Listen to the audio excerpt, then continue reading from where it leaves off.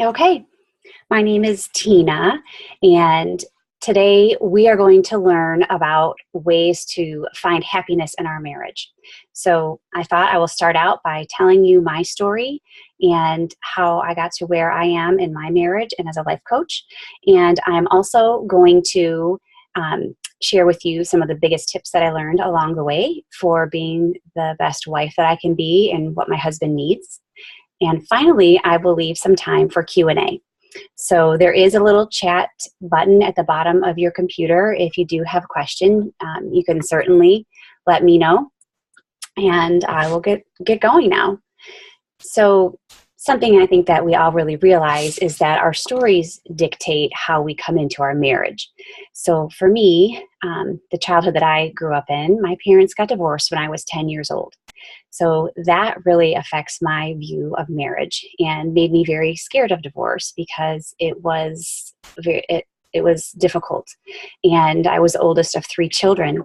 And suddenly I took it upon myself to kind of become mom to my younger brother and sister while they were young. And my father essentially went out and tried to find us a new mom. And it was so painful for all of us that I just vowed that I would never do that to my children. And I really thought that I learned from watching my parents' mistakes. And so I just was really very hopeful for myself and very positive that I knew what to do in my marriage. So when I was 17 years old, I went to Florida on spring break with a friend, and we were staying with her grandma somewhere near the beach. And believe it or not, I met my shining knight in shining armor there. He lived in Florida and was on the beach with his friends, and we just happened to meet up with a group of them, and it was love. And I went home from that trip crying, not understanding how I was ever going to see this guy again. I had never been on an airplane even before in my life. So I just didn't even know how I was going to see him, but I was so in love with him. And my mom actually said to me, if it's meant to be, it will be. So we dated long distance for 2 years. He was at University of Florida and I was at Illinois State University. After 2 years, he transferred up to Illinois State so we could be together, which was really awesome. And that was a good adjustment period too, to actually be in the same state when you're dating somebody. That can be kind of helpful. So that went really good. And he proposed to me.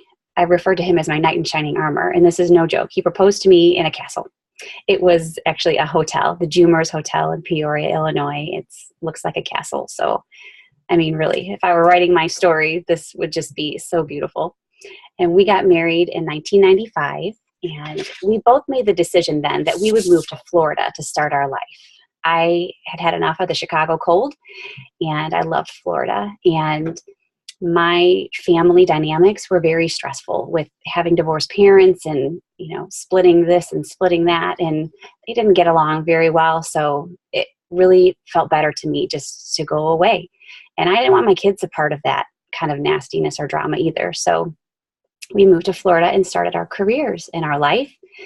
And I would have told you that I did everything right, that we got our college degrees, we got good jobs, and we bought a house, and then we had a baby. We didn't do it, quote unquote, backwards like some people do, which I don't agree with that anymore. I've lost all of my judgments about the right ways to do this marriage thing. So we got pregnant with our first baby after about 7 years. We waited a while because we were pretty young, only 21 when we got married.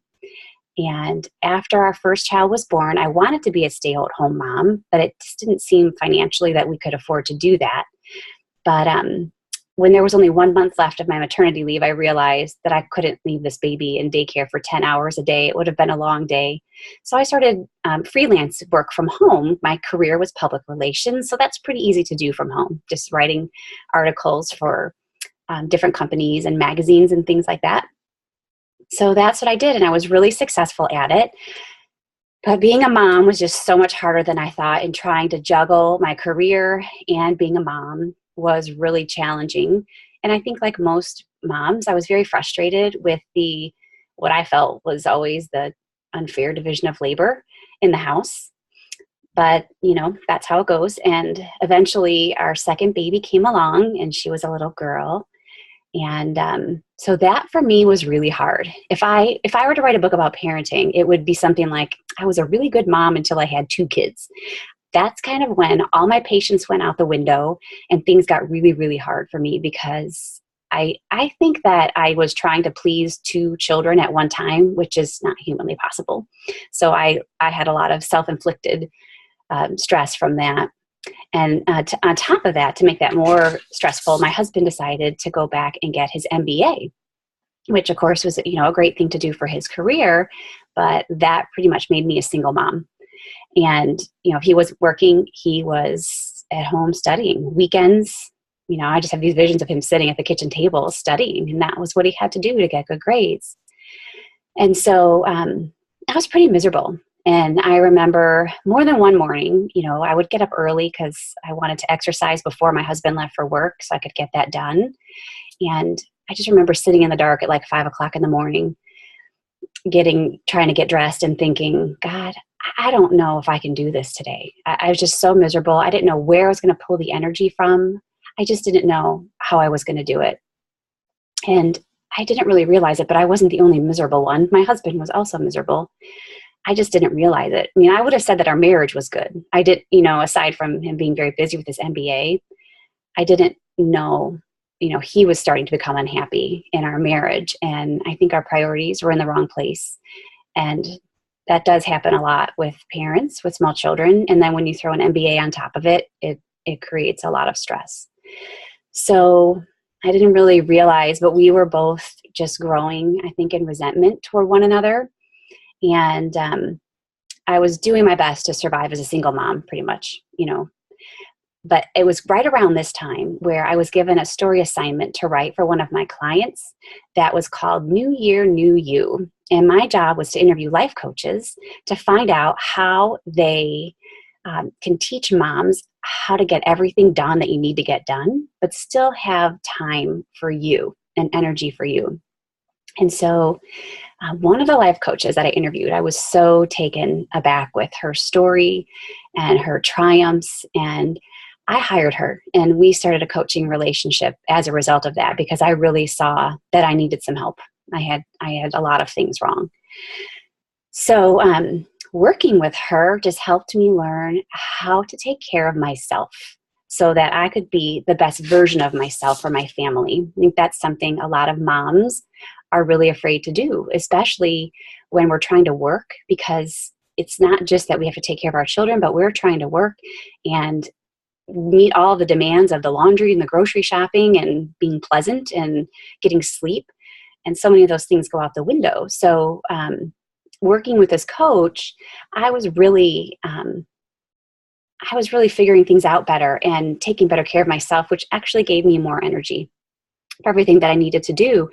And my career was starting to really soar. I was having some fantastic successes, and I really, in a way, couldn't have been happier with my own life and my own little world, but I was really sensing something was amiss with my husband. And so I started prodding and found that he was unhappy, and he blamed me for being controlling. And he didn't know if he loved me and didn't know if he wanted to be married to me anymore. And this really knocked me totally through a loop, that my Prince Charming, that my knight in shining armor, would question his love for me and not know if he wants to be married. It'd be one thing to be upset with me or angry, but to flat out not want to be with me, I just couldn't fathom. I was on the couch for a couple of days, just really trying to figure out what happened and what to do to repair my marriage, if it was even possible.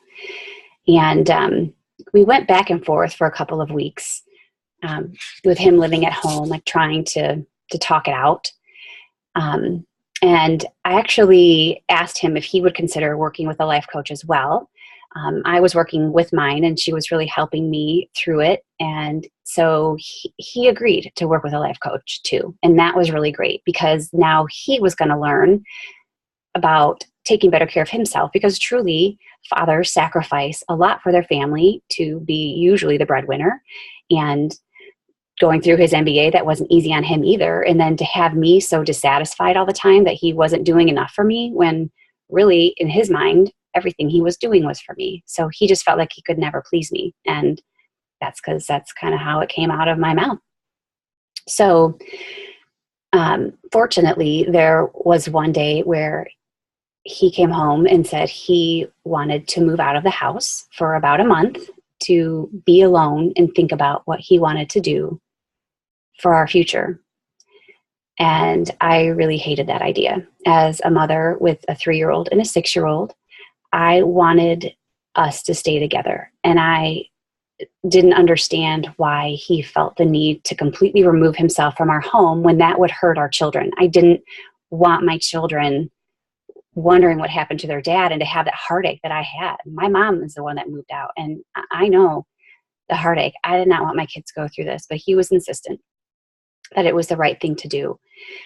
And so I really had no choice in the matter. This is what he was going to do. And, I also knew that about 90% of couples who separate don't get back together.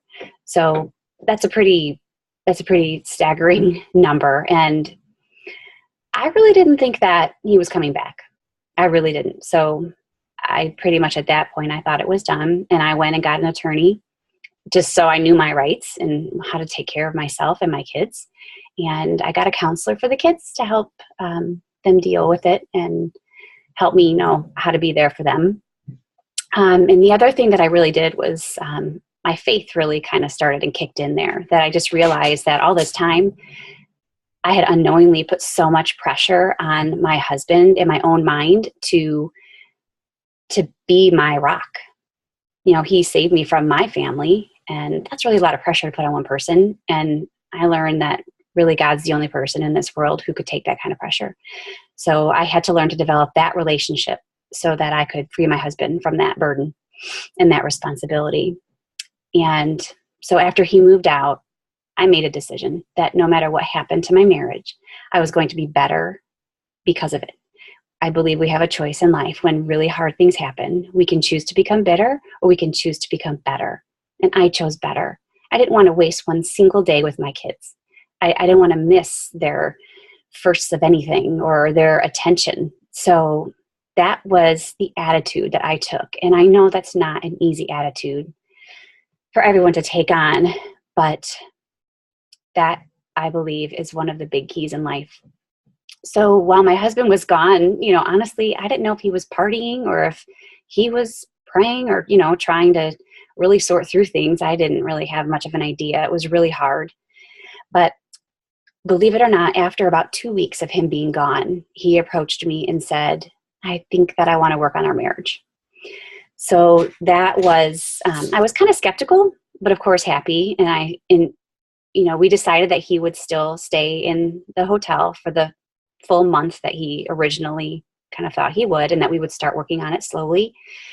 And we did. And we both used our life coaches separately. And we also met together with one of the life coaches and worked on things. And we both just learned so much about what it's really like to be in a marriage.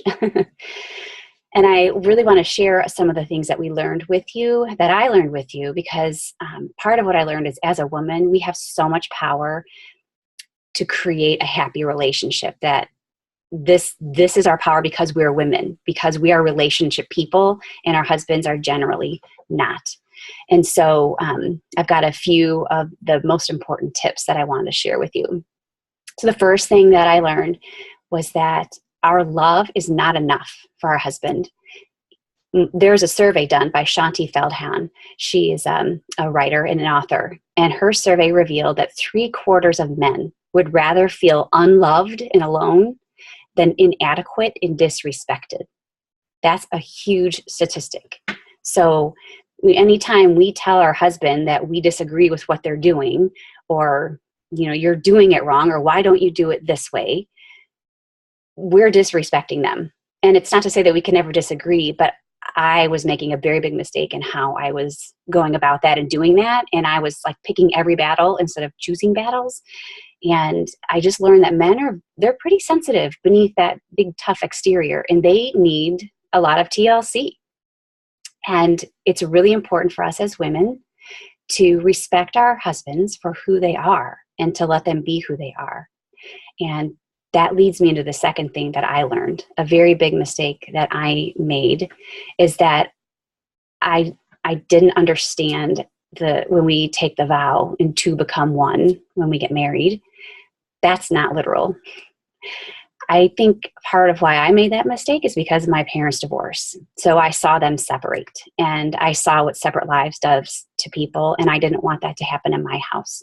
So I probably suffocated my husband by wanting to be together all the time, not encouraging him to go out with friends and do fun things, and then being really upset when he did because I felt alone and lonely, which was only my fault, not his. But I blamed him for all of that. What I have learned is that we are designed to be two independently functioning people, and that our marriage is the icing on the cake of our life. Isn't that a peaceful thought? Like, yes, we're married to this person and we live with them every day, but they're not responsible for making us happy. We're responsible, and they're the icing on the cake of our life. And when you look at it like that, it's just so much more refreshing. And I think that a lot of us could really learn from that. I'm sure I'm not the only one who's made that mistake. So another really important tip that I learned was that marriage is a commitment of service. And I think that my attitude in the beginning of my marriage was, what have you done for me lately? Instead of, what can I do for you? And part of that probably had to do with being a mom and doing so much for the two little kids, but that kind of a bitter, resentful attitude of what have you done for me lately is not going to get you anywhere if you're trying to create a happy, intimate relationship. What I learned is exactly the opposite. The more that I did for my husband, the more he did for me, the more help I got. So when I changed my attitude and started asking him, how can I help you today? Do you want me to go get your allergy medicine from Walgreens for you? Would you like me to pick up your dry cleaning for you? All those little tiny little things really encouraged him to start helping me more and doing more for me. And kind of a recent example is my husband has been unemployed recently. And so when I make my morning snack of eggs and toast or whatever, I'll say, hey, you want me to make you some eggs and toast with mine, right? And he's like, yeah, he loves that. And sometimes he goes and does it for me. So it is kind of a turnaround in your thought process from before, if you're thinking like me anyway. And so it just is really more of a concept of be the person you want to be with. If you want someone who is of service to you, then the best thing you can do is start being of service to them.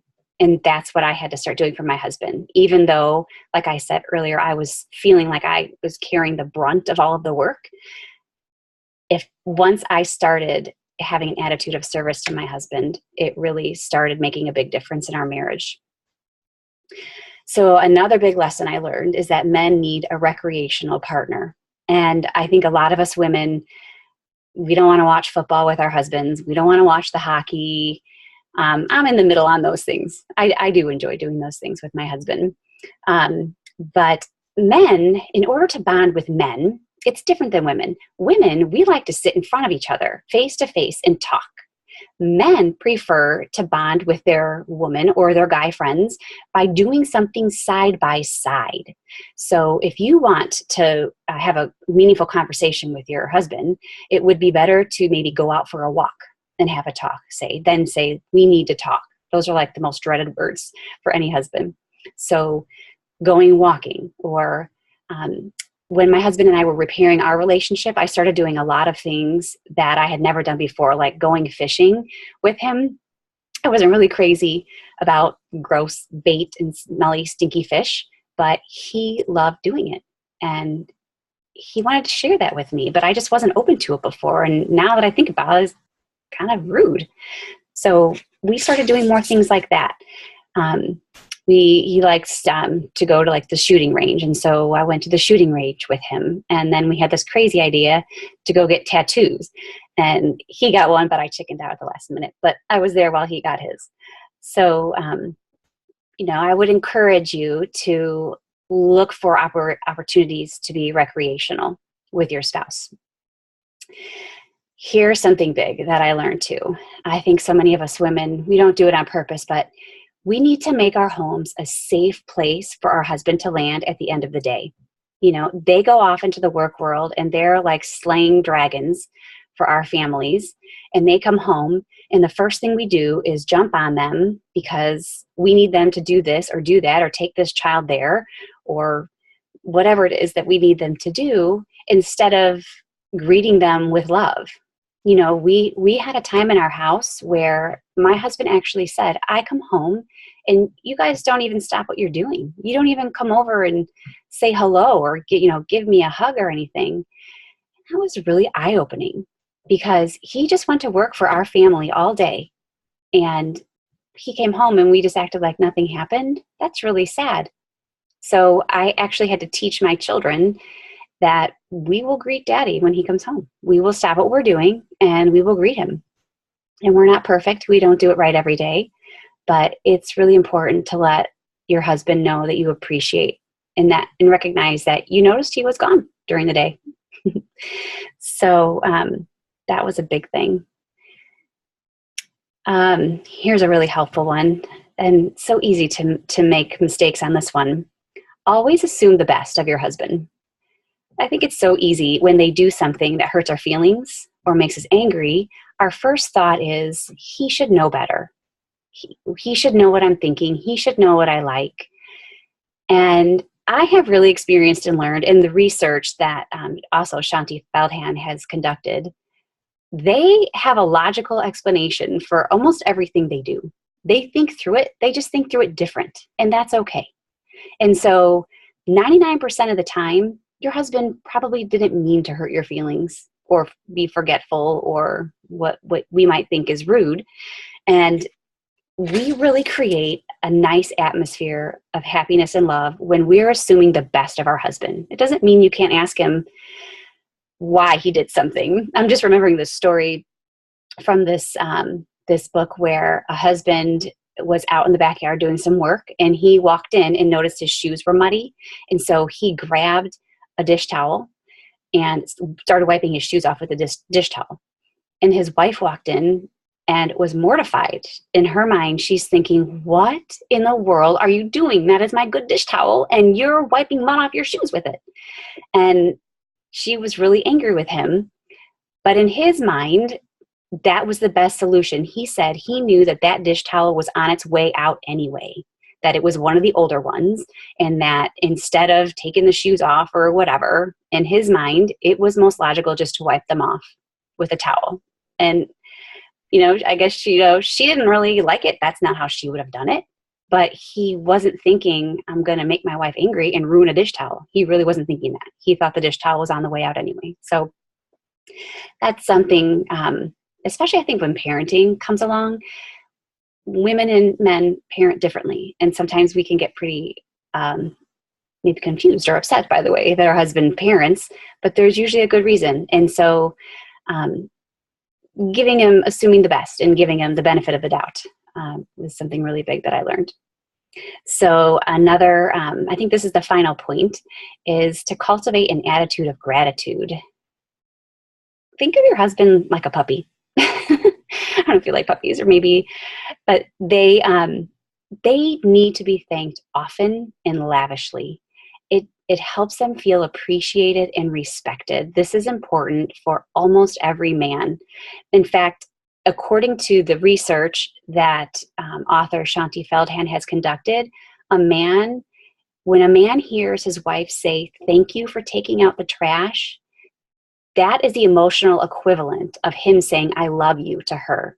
So where we would rather hear, "I love you" from our husband in that validation, he would rather hear that, "Thank you for taking out the trash. Thank you for going to work today. Thank you for playing with our son for a few minutes today." That is more impactful for them than you saying, "I love you." And in fact, in this research, only 1 in 4 men said that they feel actively appreciated by their family. That's kind of sad. 1 in 4 men. And I think that coming home and greeting thing in our family, you know, that's an act of appreciation. And so that was something that we really had to work on. And, you know, to sum it up in some of my final thoughts, our marriage is the most important relationship in our life, aside from the one that we have with our God. And if we don't do a good job keeping our marriage healthy, then that will shatter our child's world. And I know that as a child of divorce.